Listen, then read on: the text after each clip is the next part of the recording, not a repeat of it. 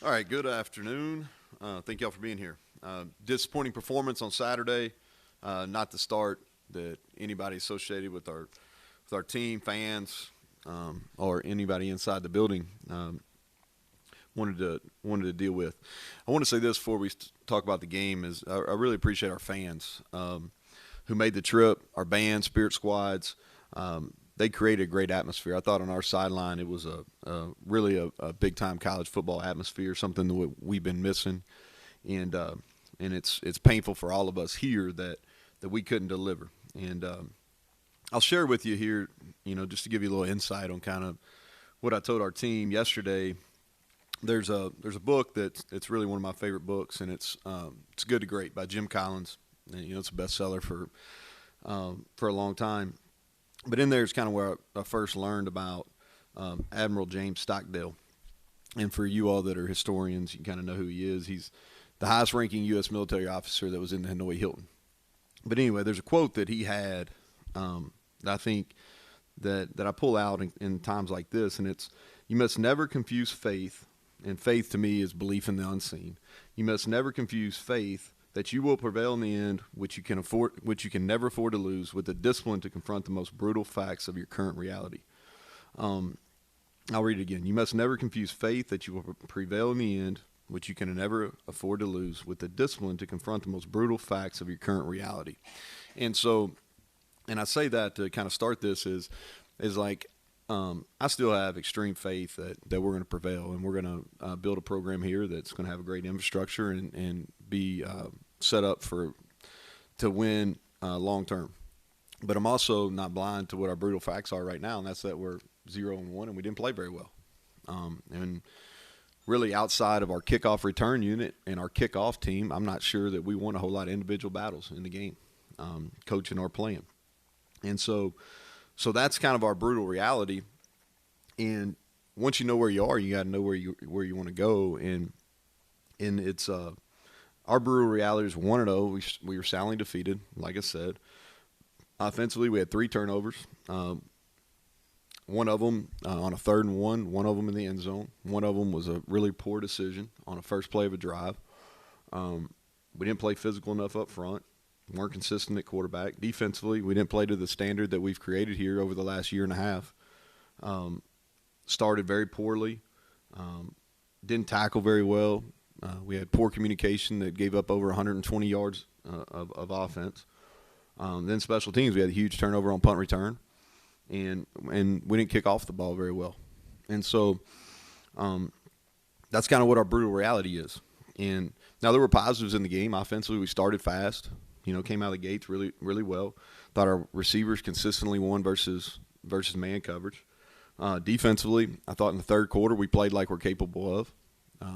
That was only quarter, but in the 3rd quarter I felt like we played like we're capable of. We handled sudden change well, something that we didn't do as good a job with a year ago. Then on special teams, our kickoff return unit, highlighted by Winston Wright, was special, and really probably kept us in the game. But I think as we move forward, we got to learn from it and grow. We didn't perform very well, and we're judged on games. That's the way it is in this business. We're all big people here, and one game won't ruin a season. Today when we get our players back together, we're going to highlight a bunch of teams that have lost a game that was a 50-50 game to start, and rebounded to have really good seasons. And we're going to highlight those teams that occurred within our league. And there's several that you can look back up over the last 4 years. But we got to play better, and it starts with Saturday. We got our first home game, which with fans, and it's going to be a 5:00 kickoff, and which I think is a friendly time for our fans. Gives people from out of town plenty of time to get here and experience tailgating, and I hope they will. Hope our fans don't give up on us after one game, and I don't believe they will. I get that they're frustrated, and I think our players and our staff frustrated as well.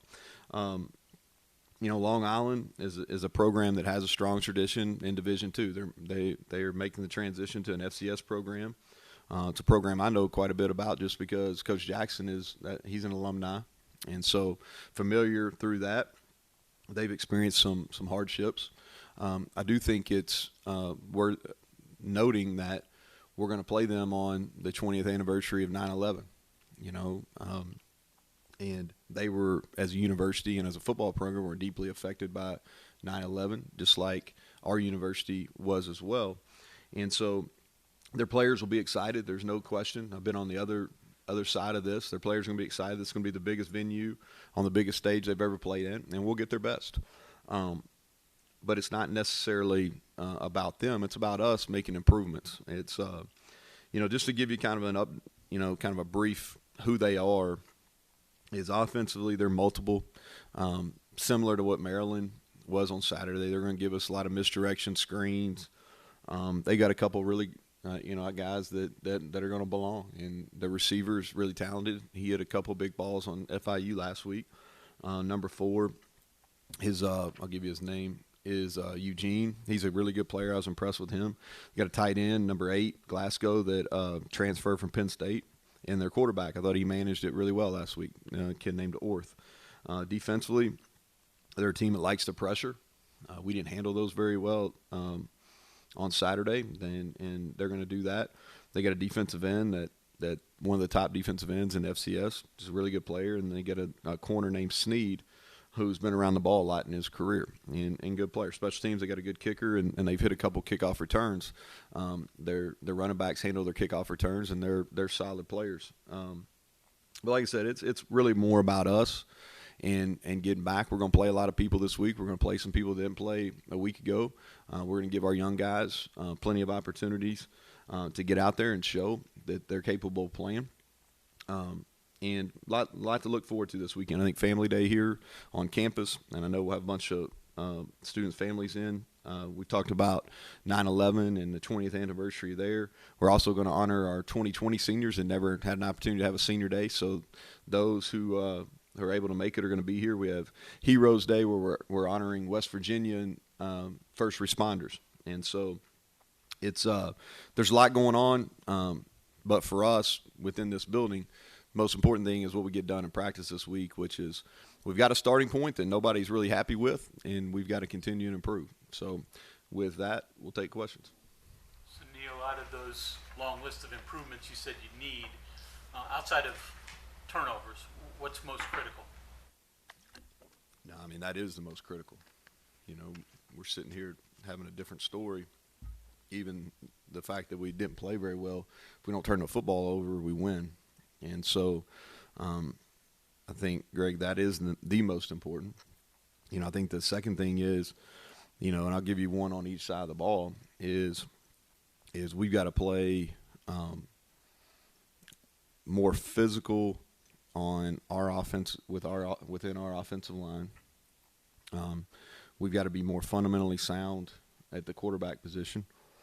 And then defensively, we've got to we talk about 1/11th. Here a lot, and that's simple on defense. That's kind of our mantra is 1/11. And really what that means is do your job. And we did not play good team defense on Saturday at all. We had guys, and it didn't necessarily come from a bad place. They're trying to make a play.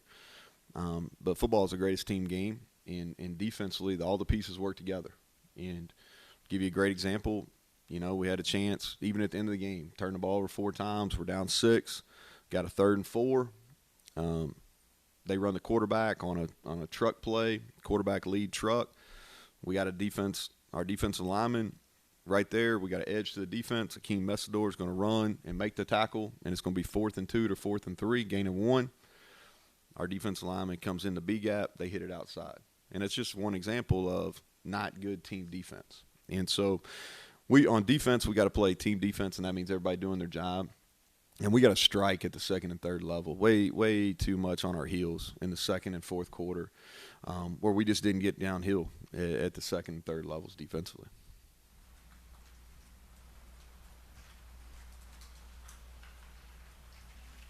Yeah, you mentioned obviously more fundamentally sound the quarterback. What was your message to Jared after the game, and kind of how is he handling this? Yeah, it was a mixed bag. He had 12 bad plays, and that's when you say that, well, that's not too bad. Well, it's 1 out of 5 because you only play at 62 countable snaps. That's the other thing gets lost in turnovers. We turn the ball over on the first play, so at minimum you lose two extra snaps. We drop the ball on a punt, so you lose at a minimum 3 snaps. We fumble on 3rd and 1, so that's a minimum of 3 snaps. So we're low in our snap count totals due to our own errors, you know. So we're missing 9 to 12 plays in a game because we turned the football over. So we only snapped the ball 62 times. They snapped the ball 80, you know, which is a combination of turnovers and us not being able to get off the field on 3rd down.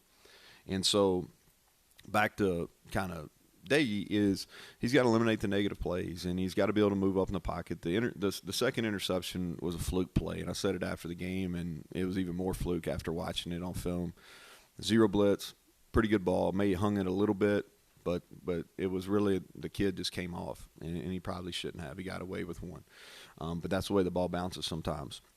But he's got to move up in the pocket. You know, he went back. We lost too many yards, and we gave up too much edge pressure too. We've got to firm up at our tackle spots. The communication errors that you mentioned, giving up those yards on defense, was that communication getting the signal? No, they had the signal. Nah, yeah. So the one that the before half where they hit. Demas up the sideline for the big game on the first play. You know, just a miscommunication. We had a check there, didn't get it, gave up a big play, and then on the final touchdown, we just had, you know, it could have go either way. It could have go missed assignment, could have go miscommunication, but either way, shouldn't have been. We should have had somebody right under that corner ball that got thrown for a touchdown. It's like reacting to the play. Well, I'll give you an example. Like, so the double move that went for a touchdown, they motioned to it.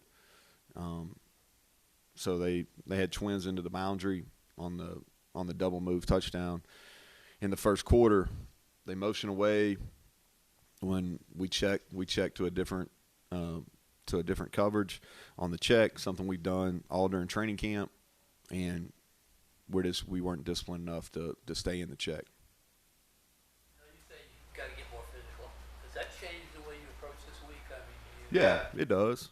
Without a question, Bob, it does. You know, I thought that the difference that they did. Okay, so and like I said, I'm sitting up here talking about how we didn't play well.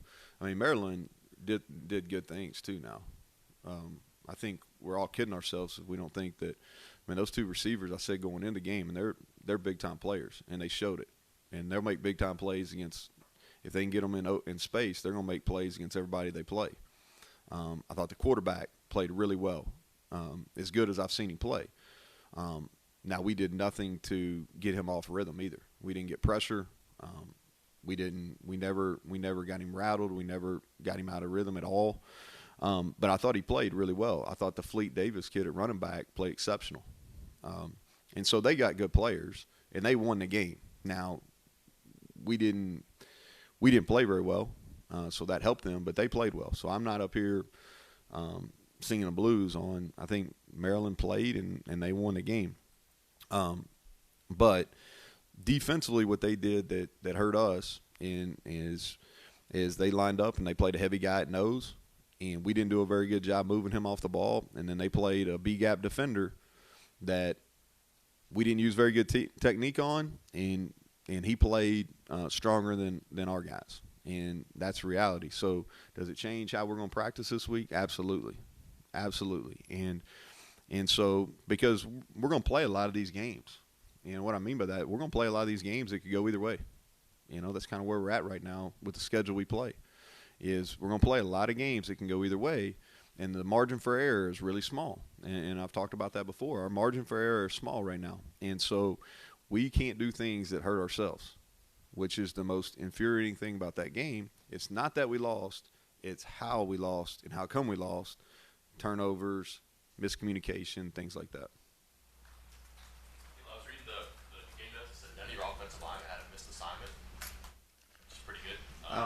Where the hell that come from? I don't know. I don't read the notes. Sorry, but I don't know if that's accurate. All right, should I pivot then? Probably pivot on that one because I don't know if that's accurate. Well, presuming it's in the ballpark. I will say this. We didn't have – offensively, we didn't have a whole lot of missed assignments, okay? I think we had one missed signal in the game, Mike. It wasn't where it's kind of tale of two sides, right? Offensively, we didn't have very many missed assignments. That even could be correct. I have no idea about it. It's probably under 5 though. Okay, I think that's fair. It's under 5 as far as missed assignments or whatever. Let me turn this off. Sorry. But it's probably under 5.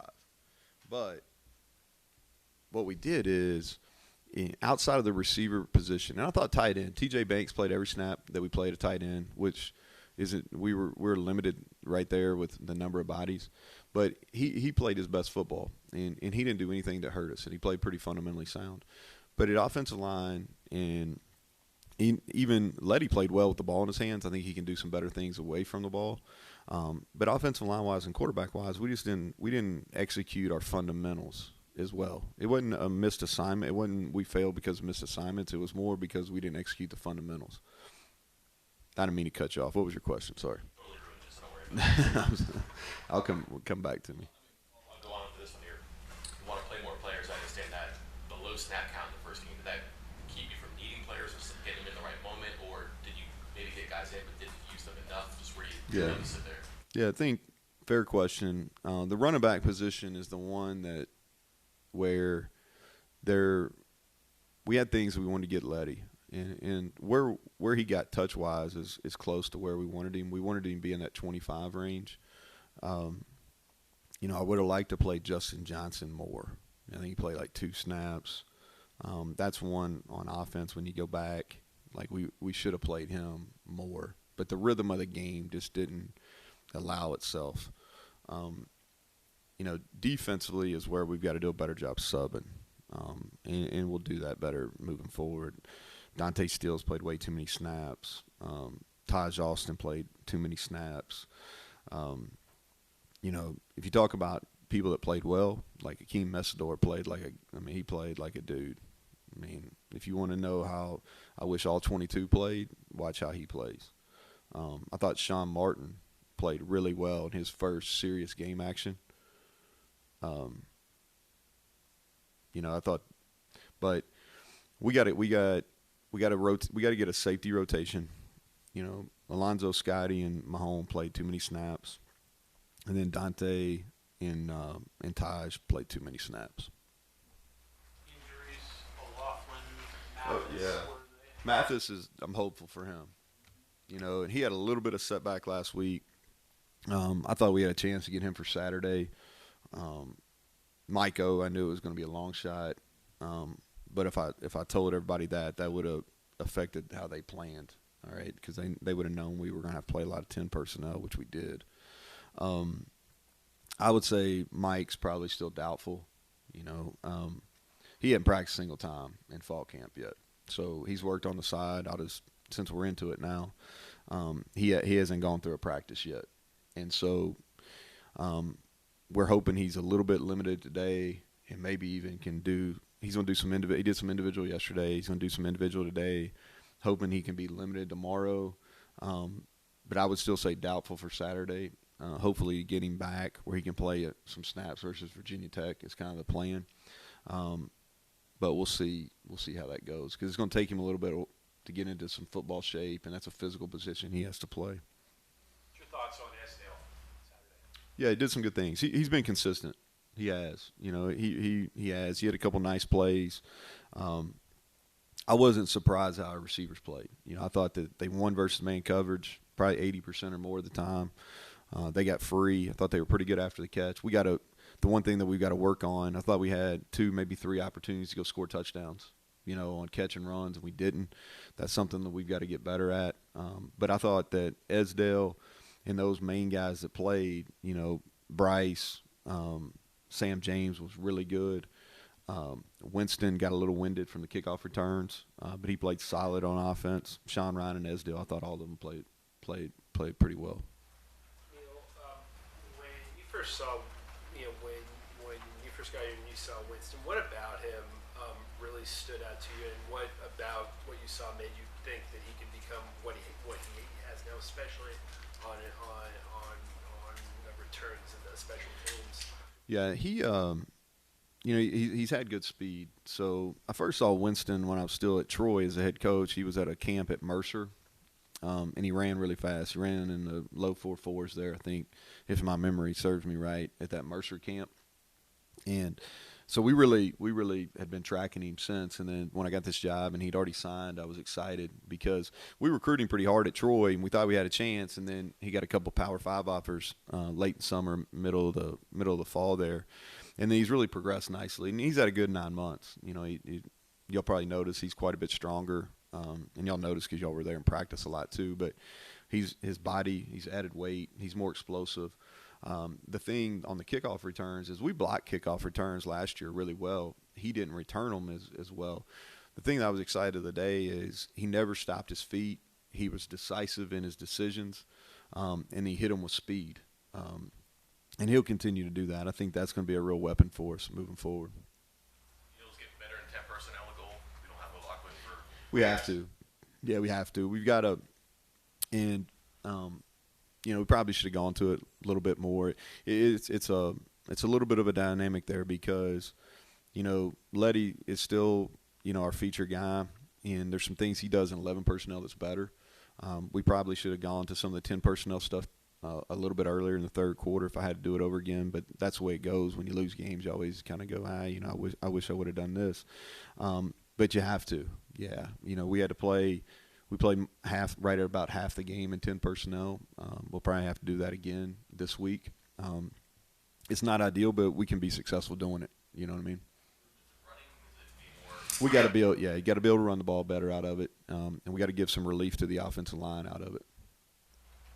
You talked about shoring up the tackles. Has there been any thought to bumping John Hughes back out there, maybe just until the other guys develop a little more? It's like Parker Moore played better. I think we still got to be better. Wyatt that's a tough situation for a true freshman. It really is. But he had earned the opportunity to go out there through practice. Here's the hard thing and why I don't want to be overly critical of our offensive line. I want to play more physical. That was and trust me, I'm not giving any excuses, okay? But that's a really hard first game because we had no idea what we were going to get on defense. The only thing that we knew going in the game, we were going to see some man coverage, which we did, but we didn't see it as much as we thought. Now, whether that was because we won on it or because I have no idea. But front-wise, we had no idea, and they went and gotten, what I call Frogger stances, which is really four-point stances at nose and played 4 eyes, which are heavy B-gap defenders. And, that wasn't on film really. And so – whether it was from the coordinators past or from what they did a whole lot last year. So so it was a difficult first game for them. We tried to guess and we gave them some of those looks in practice, but not a steady diet. So I really believe we'll play better. And like I said, assignment-wise, we're pretty good. We just weren't physical enough at the point of contact. I don't know. I mean, he's one of the top tackles in the country coming out of high school, I would think. Now, going against, those guys is a little bit different than who he was playing in high school, and that's not a knock on anybody here in our state. It's just when he goes in practice and when he lined up against Maryland, it was different for him, and he'll only continue to get better. I mean, he's got big-time talent. He's got a great motor, but there's going to be some ups and downs. Frazier had a little bit of that last year, just nobody could tell because he's interior. You're covered up. You're at tackle. You're out there in open. But he's going to continue to play. He's going to get a bunch of reps on Saturday, and as long as he continues to earn those opportunities, he's going to get there. And I have a lot of faith that he's going to be a great one. I really do. You had Jarrett put in the work real hard this summer and fall. How do you get that to translate onto the field now? If you look back, I mean, he did some good things. It's like the first drive, and it's kind of bang bang. He throws a great ball right on the upfield shoulder to Letty, and Letty does the rest. He go down and on that drive that we had that we ended up having to kick a field goal on, he's right on the money.